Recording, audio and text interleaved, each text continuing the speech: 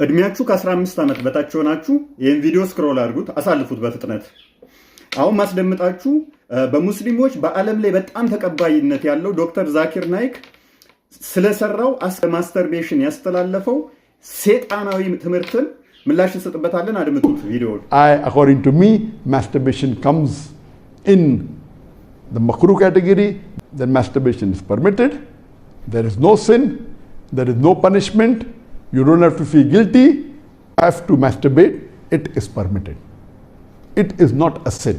There is no evidence anywhere in the Quran or Sahih Hadith which says that if you masturbate, you get a punishment. መልካም ቪዲዮውን እንደሰማችሁት ነው። ዶክተር ነው፣ እንደገና ደግሞ የሃይማኖት መምህር ነው። እንደሰማችሁት ማስተርቤሽን በሳይንሱ ተቀባይነት እንዳለው በሃይማኖትም ተቀባይነት እንዳለው አድርጎ አስተምሯል። ይህ ሴጣናዊ አስተምሮ ነው። በእርግጥ በእስልምና ማስተርቤሽን ሊፈቀድ ይችላል። በክርስትናው ግን ፈጽሞ እንዳታስቡት። ምክንያቱም ጌታችን መድኃኒታችን ኢየሱስ ክርስቶስ በማቴዎስ ወንጌል ምዕራፍ 5 ቁጥር 28 ላይ ወደ ሴት ያየ የተመኘ በልቡ ከዛ ሴት ጋር አመንዝሯል ይላል። አይተህ ከተመኘህ አመንዝራነት ከተባለ ማስተርቤሽን ማድረግ ደግሞ ከዛም ይከፋል። ምክንያቱም ማስተርቤሽን ስታደርግ ይበልጥ ከማየትና ከመመኘትም ድርጊት ውስጥ ስለምትገባ ማለት ነው። በእርግጥ ወደ እስልምናው ስንሄድ በሳሂህ ቡኻሪ 2657 ቢ እና 6612 ላይ እያንዳንዱ ሰው ወሲብ የሚያደርገው የሚመኘው ወይንም ደግሞ የሚዘሙተው አላህ ቀድሮበት ነው፣ ወስኖበት ነው። ስለዚህ አለማድረግ አይችልም። እንደነገርኳችሁ በሳሂህ ቡኻሪ 6612 ላይም ሆነ 2657 ቢ ላይ የሚናገረው ማንኛውም ሰው ዝሙት እንዲሰራ ስለተወሰነበት፣ ዛሬ ለምሳሌ አንተ ምሰራ ከሆነ ዝሙት አስቀድሞ ወስኖብህ ነው እንድሰራ፣ አንተ አለመስራት አትችልም ማለት ነው። ከዚህ ጋር በተያያዘ አንድ ታሪክ ልንገራችሁ። ሐዲሳቸው ላይ ሳሂህ ቡኻሪ 1439 ኤ ላይ አንዱ ወደ ሙሐመድ መጣ። እንደዚህ ያለው ቤቴ ውስጥ አንዲት ሰራተኛ ወይንም ባሪያ አለችኝ፣ ውሃ ምናምን ትቀዳልኛለች እና ከዛች ከባሪያዬ ጋር ወይም ከሰራተኛዬ ጋር ወሲብ አደርጋለሁኝ፣ ግን እንድታረግዝ አልፈልግም አለው። ምን ላደርግ ብሎ ነው እንግዲህ ጥያቄ እየጠየቀ ያለው። የአላህ መልእክተኛ የሚሉት ነብይ የሚሉት ሰው ምን ቢመክር ጥሩ ነው? እንዳታረግዝ ከፈለክ አለው ሴክስ አድርገህ የወንድ ዘርህን ውጭ አፍስስ አለው። ግን አለው አላህ የወሰነው አይቀርም አለ። እሷ ላይ የወሰነው አላህ አይቀርም አለ። ምን ምክር ሰጠው? አስቀድሞ የወንድ ዘርህን ውጭ አፍስስ፣ አላህ እሷ ላይ የወሰነው ግን አይቀርም አለ። ከዛ የሰው እየሄደ ቆየ። ከጊዜ በኋላ መጣ። ቆይቶ ሲመጣ ምን አለ? አረገዘች እኮ አለው። አረገዘች እኮ ብለው አቤቱታ ሲያቀርብበት ምን ቢል ጥሩ ነው? መሐመድ አላህ የወሰነው አይቀርም ብዬህ አልነበረ? ነግሬህ አልነበረ አለ። አየህ፣ አላህ ከወሰነ እዚህ ላይ አሁን ውሳኔው ይሄ ሰውዬ ከሰራተኛው ጋር ዝሙት እንዲሰራ አላህ ከሆነ የወሰነው ዘሟች ያደረገው አላህ ይሆናል። እንዳትወልድ ደግሞ እንትን የሰጠው ደግሞ መሐመድ የወንድ ዘር ፍሬን ውጭ እያፈሰስክ ሰራተኛህን ወሲብ አድርጋት የሚለውም ይህም ዝሙት ነው በክርስትና ተትዳር ውጭ የሚደረግ ማለት ነው። ስለዚህ በእስልምናው እንደዚህ መላቅጡ የጠፋ ጭምልቅ ያለ ዝሙት ባህር ያለበት ነው። በእኛ ስንመጣ ዘሌዋውያን ምዕራፍ 11 ቁጥር 44 ላይ ምን ይላል? እግዚአብሔር እኔ ቅዱስ ነኝ፣ እኔ እግዚአብሔር ቅዱስ ነኝ ይላል። ስለዚህ እናንተም አካላችሁን ቀድሱት ይላል። አካላችሁን ቀድሱት። ስለዚህ አካላችንን ምን እንድናደርገው ይገባል? ልንቀድሰው ይገባል። ጴጥሮስን በአንደኛ መልእክቱ ምዕራፍ 1 ቁጥር 16 ላይ እግዚአብሔር ቅዱስ እንደሆነ እናንተም ቅዱስ ሁኑ ይላል። ከምንም በላይ ግን ሐዋርያው ቅዱስ ጳውሎስ በአንደኛ ቆሮንቶስ መልእክቱ ምዕራፍ 3 ቁጥር 16 ላይ በግልጽ እንደዚህ ይላል፣ እናንተ የእግዚአብሔር ቤተ መቅደስ ናችሁ ይላል። እናንተ የእግዚአብሔር ቤተ መቅደስ ናችሁ፣ የመንፈስ ቅዱስ ማደሪያ ናችሁ ይላል። እኔ እግዚአብሔር ቤተ መቅደስ ከሆንኩ የመንፈስ ቅዱስ ማደሪያ ከሆንኩኝ ቅዱስ ሊሆን ይገባል አይገባም? ስለዚህ ይላል ማንም ቅዱሱን አካሉን ቢያረክስ እግዚአብሔር ደግሞ ያፈርሰዋል እሱን ይላል። ስለዚህ እኔ ራሴን ላረክስ ላፈርስ አይገባኝም ማለት ነው። ለምን? የቅዱሱ መንፈስ ማደሪያ ስለሆንኩኝ በረከሰ ማንነት ላይ ቅዱሱ ሊያደርስ ስለማይችል ልንቀደስ ይገባል። ስለ ዝሙት ጠንቅ ፈንታ ባል አንድ ሚስት ያግባ፣ ሚስትም አንድ ባል ታግባ።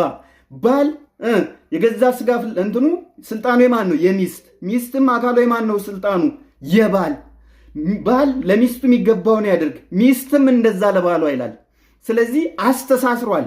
4 ሴት አግባ የሚል ክርስትና የለም። በአንድ ሌሊት 9 ሴቶችን ወስብ የሚል ክርስትና የለም። ዚስ ማች ክርስትና ጥብቅ ነው በትዳር ላይ፣ ምክንያቱም ቅዱስ ነውና ትዳር። ስለዚህ ማስተርቤሽን በራሱ ኃጢአት ነው እንዳታስቡት። በሐዋርያት ሥራ ምዕራፍ 15 ቁጥር 20 ላይ ከዝሙት ሽሹ ይላል። ስለዚህ ከዝሙት ልትሸሹ ይገባል። ማስተርቤሽን በሳይንሱ ራሱ የሚደገፍ አይደለም። ምክንያቱም አካላችሁ የሚጎዳ ነው፣ ሱሰኛ የሚያደርጋችሁ ነው። ሃው ሱስ ነው።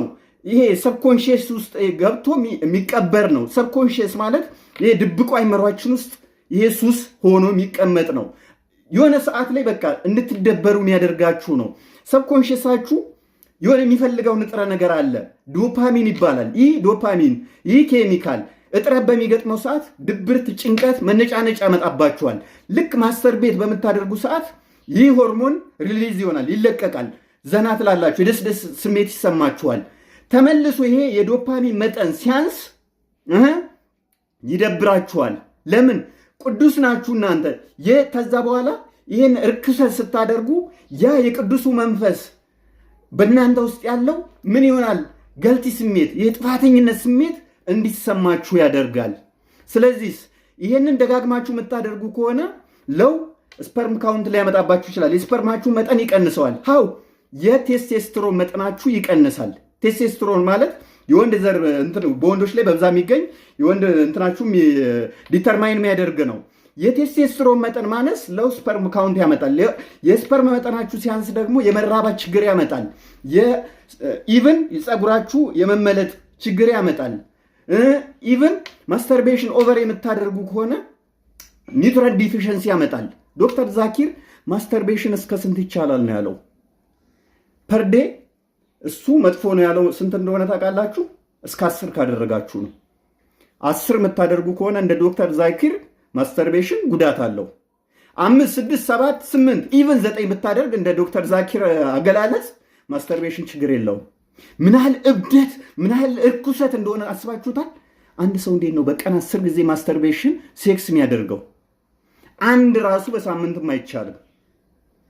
አድምጡት እሱ ያለው ነው። Maybe 10 times a day, even that will cause problem. So if you have to masturbate, it is permitted. It is not a sin. There is no evidence anywhere in the Quran. ስለዚህ ማስተርቤሽን በራሱ ምን ያደርጋችኋል አልኳችሁ? ሱሰኛ ያደርጋችኋል። ለመውጣት እንድትቸገሩ፣ ትዳርን እንድትጠሉ፣ እጃችሁን አግብታችሁ እንድትኖሩ፣ የኒውትረንት ዲፊሽንሲ ያመጣባችሁና የአጥንት መሳሳት፣ አቅም ማነስ፣ ጡንቻችሁ መዛል ይጀምራል። አቅም ታጣላችሁ፣ ኢነርጂ ታጣላችሁ። የሆነ በቃ ሎው ኢነርጂ ትሆናላችሁ። ድክምክም ይላችኋል። ድብርት ውስጥ ይከታችኋል። ጭንቀት ውስጥ ይከታችኋል። ብቸኛ እንድትሆኑ ያደርጋችኋል። ትዳርን እንድትጠሉት ያደርጋችኋል። ራሳችሁን መጥላት ትጀምራላችሁ።